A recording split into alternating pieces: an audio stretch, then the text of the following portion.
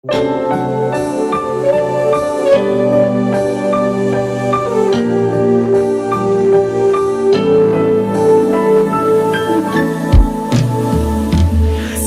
ho reraka ny tanako raha manoratra ho anao, tsy ho vizana ny vavako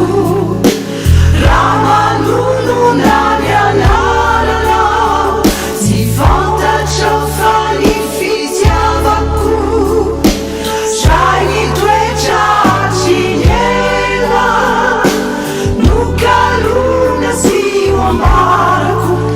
aminao tsisy fetra.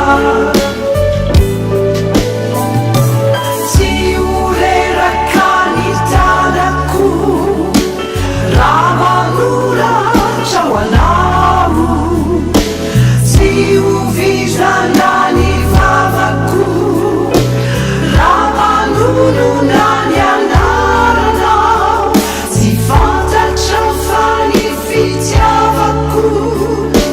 tray ny toetra tsy ny ela